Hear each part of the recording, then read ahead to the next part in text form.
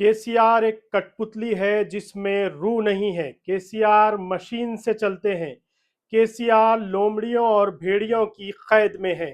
अवाम के दुर्ग दर्द में केसीआर नजर नहीं आते। केसीआर फार्म हाउस में है ताकि उनका बेटा सीएम बन सके।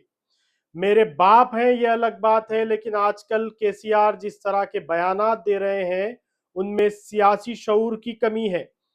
जिस बाप ने तेलंगाना हासिल किया उसकी बेटी कह रही है कि बाप की पार्टी में तेलंगाना की रूह अब गायब हो गई है। कल्वाकुंटा कविता ने अपनी नई पार्टी का ऐलान किया, लेकिन साथ में अपनी तकरीर के दौरान उन्होंने सबसे ज्यादा निशाना अगर बनाया तो किसको बनाया? केसीआर को बनाया। वो केसीआर पर ही बरस पड़ी। केसीआर जिसने उन्हें जन्म दिया, एमपी बनाया, एमएलसी बनाया, आज उनकी बेटी कह रही है कि केसीआर किसी की कैद में है। आंध्रा और तेलंगाना की सियासत में पार्टियां बनना टूटना नई बात नहीं है। सियासत में सियासी खानदानों के दरमियान भी रसाकशी कोई नई बात नहीं है, लेकिन एक बेटी का इस तरह बाप को निशाना बनाना सियासत में इसकी नज़ीर कम ही मिलती है। कहते हैं कि सियासत में कोई मुस्तकिल दोस्त या दुश्मन नहीं होता, लेकिन आज के वाक़े से पता चलता है कि सियासत में सगा बाप भी सगा बाप नहीं होता। भाई बहन और माँ की बात ही अलग है। देखिए कविता ने अपने बयान में क्या कहा। आपकी सहूलत के लिए हमने इसका उर्दू में तर्जुमा भी किया है। టిఆర్ఎస్ పార్టీ బలోపేతానికి పనిచేసిన వ్యక్తినే నేను కూడా. ఆనాటి కేసీఆర్ వేరు, ఇప్పటి కేసీఆర్ వేరు. ఆనాటి కేసీఆర్కి తెలంగాణలో చేనేత కార్మికులు చచ్చిపోతుంటే భిక్షాటన చేసిన కేసీఆర్ ఆనాటి కేసీఆర్. ఇయాలటి కేసీఆర్ మారిన మనిషి, మర మనిషి, మన మనిషి కాదు. ఏమైంది ఇయాలటి కేసీఆర్కి? హైడ్రాల ఇల్లు కూలిపోతుంటే అరుస్తున్నారు, అన్నా ఎక్కడున్నావు రా, వచ్చిండ్రా? రాలే. వెలుగుమట్ల ఇల్లు కూలితే వచ్చిండ్రా? రైతులకు వర్ష బీభత్సమై మొత్తం పొలాలు మునిగిపోతే వచ్చిండ్రా? చేవెళ్ళ దగ్గర బస్ యాక్సిడెంట్ అయితే వచ్చిండ్రా? ఎక్కడ చిన్న కష్టం వచ్చినా ప్రజలకు ఆ సారు రారు, ఆ సారు రారు. ఎందుకంటే ఆయన మారిన మనిషి, మర మనిషి, గుంటనెక్కల తోడేళ్ల చేతిలో ఖైదీ అయినటువంటి మనిషి, మన మనిషి కాదు. బాధతో దుఃఖంతో ఆవేదనతో చెప్తున్న మాట, సంతోషంతో చెప్తలేని ఈ మాట నేను. అట్లాంటి కేసీఆర్ ఎట్లా ఉండే ఒకప్పుడు? అదే ఆర్డీఎస్ అంతా పాదయాత్ర చేసి నా తెలంగాణకు నీళ్లు కావాలని అడిగినారు. ఇవాళ మరి 10 ఏళ్ళ అధికారం ఉంటే పాలమూరు రంగారెడ్డి ప్రాజెక్టు కోసం 10 ఏళ్లలో ముందుకు పోతలేదంటే, ఎవరన్నా తెలంగాణ పట్ల ప్రేమ ఉంటే, పాలమూరు పట్ల ప్రేమ ఉంటే, కృష్ణా నీళ్లు వాడుకోవాలంటే మన కేసీఆర్ అయి ఉంటే ఆ పాలమూరు రంగారెడ్డి ప్రాజెక్ట్ కాడ కుర్చేసుకొని అది కట్టిస్తుండే. ఏం చేసినారు మారిన కేసీఆర్ గారు? పంజాబ్ పోయినరు, గుజరాత్ పోయినరు, బీహార్ పోయినరు.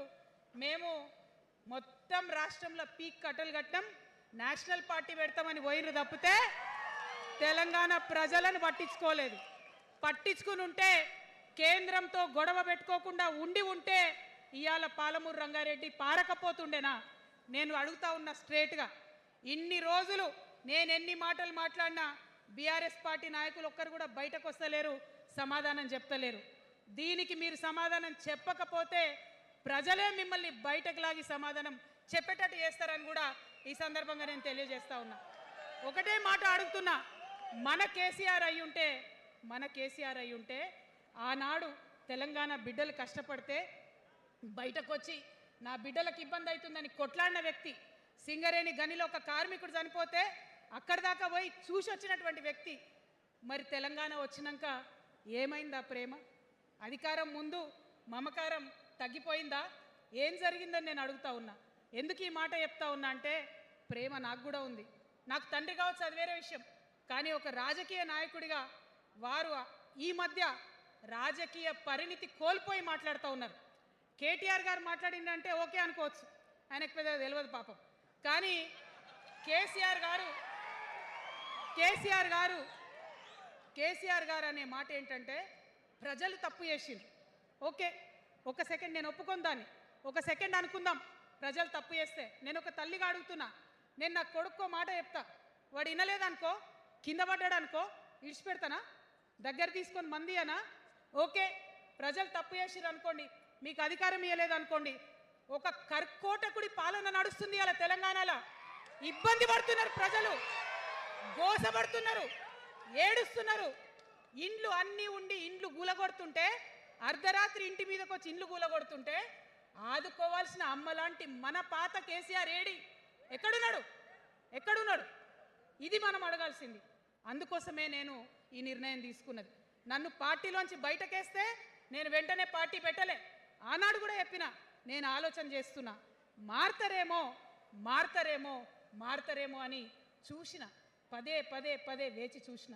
ఇవాళ నన్ను పార్టీలోకి వెళ్ళి సస్పెండ్ చేసి 10 నెలలైంది. నాకు నిజంగా మంచిగానే అయింది. ఎందుకు తెలుసా? ఆనాడు ఉద్యమకారులను ఇబ్బంది పెడుతుంటే నేను ఇంకా గట్టిగా మాట్లాడాల్సింది, మాట్లాడలేదు. ఆనాడు మీకు జరిగింది, ఇవాళ నాకు జరిగింది. కొత్త ఏం లేదు. కేసీఆర్ కోసం, టీఆర్ఎస్ పార్టీ కోసం, ఆనాడు తెలంగాణ ఉద్యమం కోసం ఇండ్లు అమ్ముకొని, భూములు అమ్ముకొని, ప్రతి ఊర్లో టీఆర్ఎస్ కండువా వేసుకొని పోరాటం చేసినటువంటి కార్యకర్తలు ఎక్కడున్నారు ఇవాళ?